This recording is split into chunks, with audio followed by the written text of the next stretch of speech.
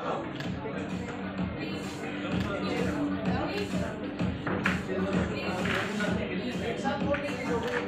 You sir. चटनी की खुशबू आ रही है बस।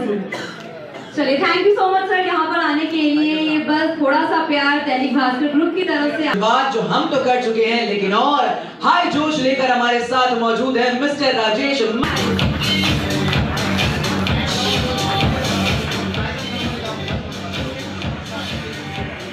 नमस्कार। सर्वप्रथम मैं दैनिक भास्कर मंत्री जी पवार का अब देख सकते हैं कि किस स्थिति में वो यहाँ आए हैं। उनका ऑपरेशन हुआ था पैरों का, इसके हो सके उनकी आवाज़ मिल सके और उनका सम्मान हो सके। जैसा कि आप मुझे कहा गया है कि दैनिक भास्कर के बारे में आप लोग मैक्सिमम जानते ही हैं। दैनिक भास्कर सिर्फ एक फिलोसफी, अभी तक शायद ये पहली बार इस तरह का अवसर है कि ग्राम पंचायत के जो सरपंच है, जो विपरीत हालातों में, विपरीत परिस्थितियों में उनको फैसिलिटेट किया जाए, उनको सम्मान किया जाए। हमने दैनिक भास्कर में आपने देखा होगा कि कई कायाकल्प किया है, नया विकास का एक नया मॉडल तैयार किया है। दैनिक भास्कर हमेशा इस दैनिक भास्कर दुनिया का तीसरा सबसे बड़ा अखबार है। यामिनी शिंबू और आशी शिंबू ये दो जापान के अखबार हैं। खुद का अखबार और अपने शहर का, अपने गाँव का अखबार मानते हैं। तो आपने देखा होगा कि उसमें जो सारा हमारा फोकस रहता है वो ग्रामीण कल्चर पर रहता है, ग्रामीणों की खबरों पर रहता है और गाँव की छोटी। तो मैं इस अवसर पर आप सभी का स्वागत करना चाहता हूं। क्योंकि कार्यक्रम लंबा है, ज़्यादा दैनिक भास्कर के बारे में आप सब जानते ही हैं, तो मुझे उसके बारे में बहुत कुछ कहने की जरूरत नहीं है। फिर एक बार मंत्री जी का और आप सभी लोगों का।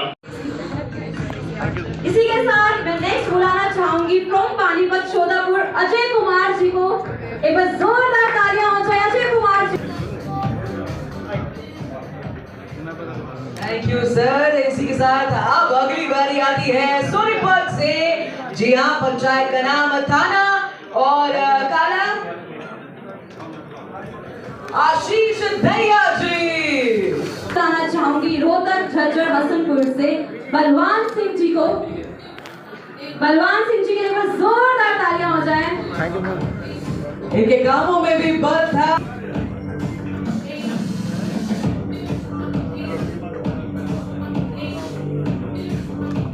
और इसी के साथ तैयारी बिठाई है हिसार भिवानी मिलपुर से। नमस्कार, मेरा नाम आरती यादव है। मैं सरपंच ग्राम पंचायत सलीमपुर, ब्लॉक अटेली नांगल, जिला महेंद्रगढ़, हरियाणा से हूँ। आज मुझे यहाँ पर दैनिक भास्कर की तरफ से जो प्रोग्राम आयोजित किया गया है उसमें हरियाणा पंचायत गौरव पुरस्कार मिला है। ये मुझे मिला है एक महिला नेतृत्व और सशक्तिकरण के लिए। मैं अपने गांव की यंगेस्ट सरपंच हूँ, अपने ब्लॉक की भी यंगेस्ट सरपंच हूँ, गोल्ड मेडलिस्ट सरपंच हूँ।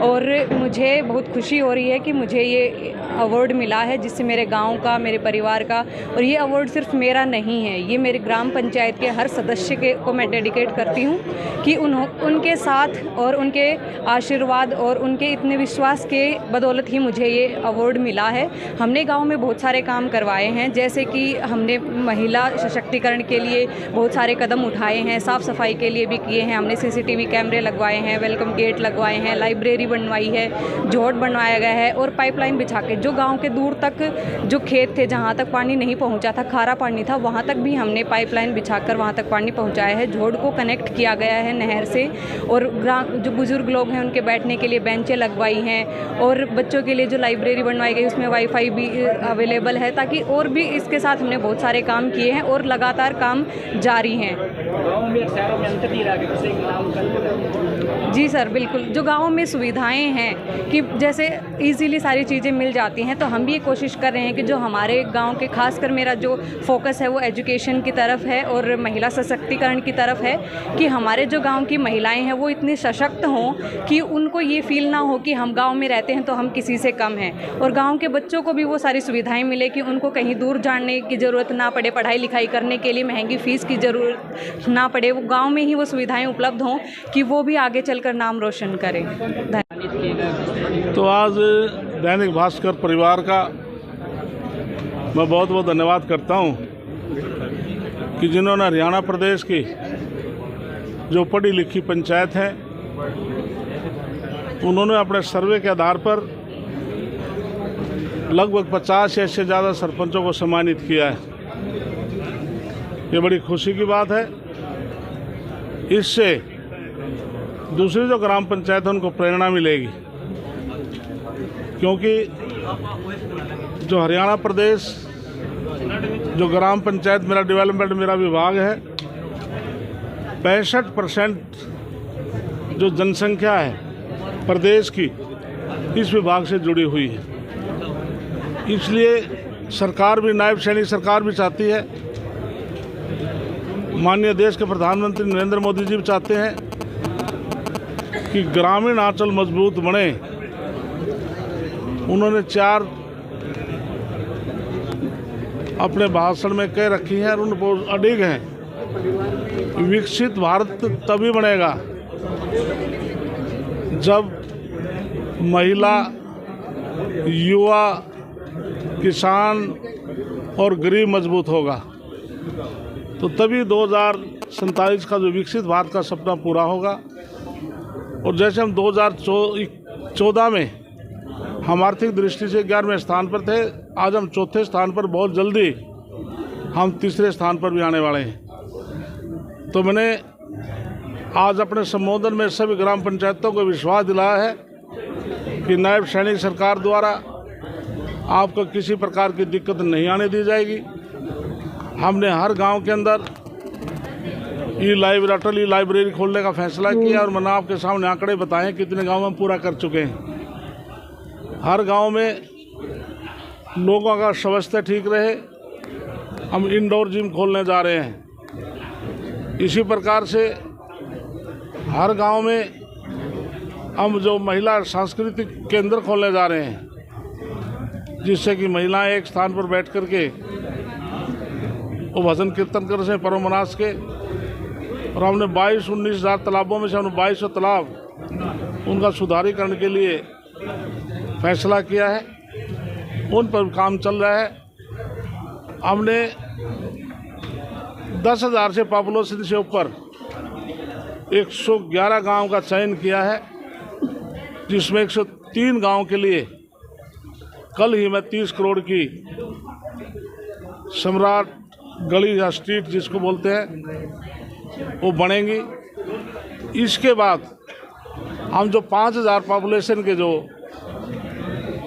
इससे ऊपर के जो गांव हैं, हम सेकंड फेज में उनको लेंगे।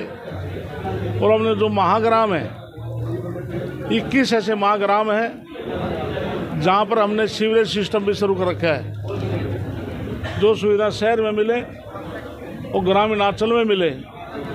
हम धीरे धीरे करके आगे बढ़ रहे हैं कि गांव के अंदर भी सीवरेज सिस्टम हो। तो हम 21 ऐसे ग्राम पूरे प्रदेश में महाग्राम है जहां पर हमने शुरुआत की है।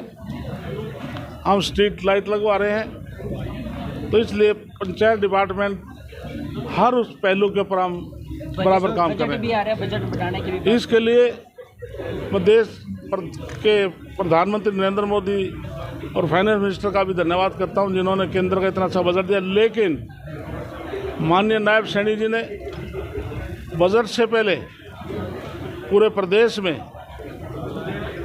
सभी व्यापारी भाइयों से, किसान वर्ग से, मजदूरों से, परी बजट या औद्योगिकों से परी बजट की चर्चा करके बजट को तैयार करें, कि वो फाइनेंस मिनिस्टर भी हैं।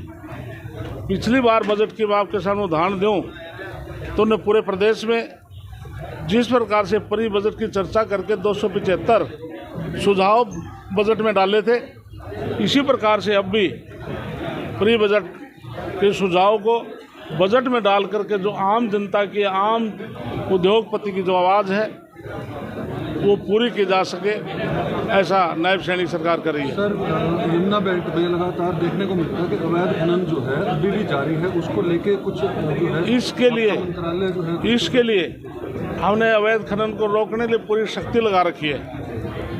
अब इस बात से ये फील करेंगे, पिछली बार हमारा 700-750 करोड़ का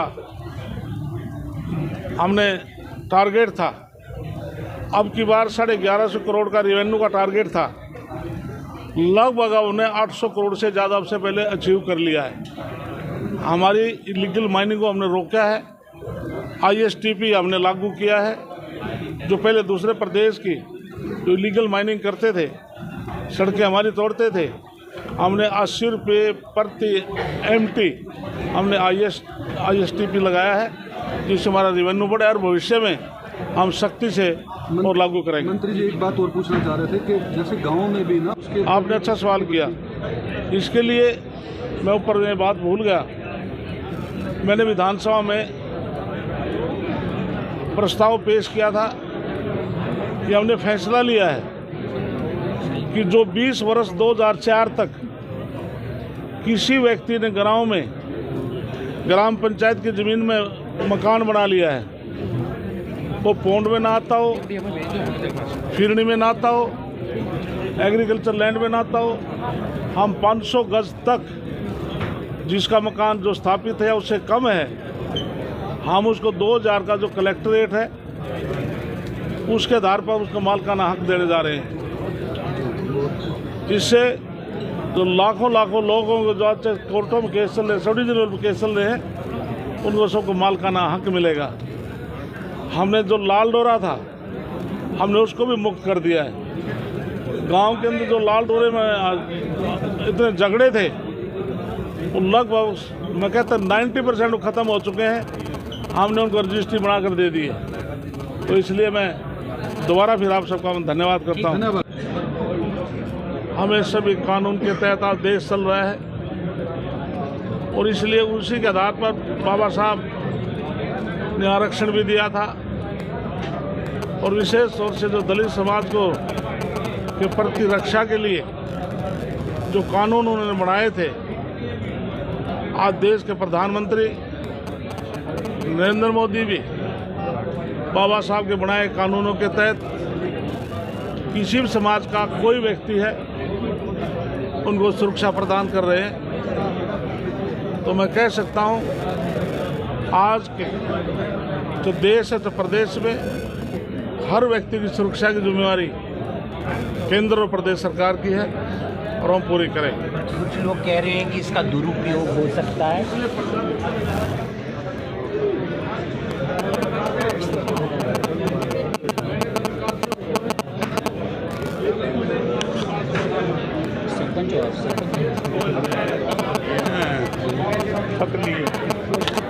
मेरा नाम ये है, मैं कौन सा गाँव का सरपंच हूँ। आज ये हमने सम्मानित किया गया। सरकार का बहुत अच्छा है, सरकार काफ़ी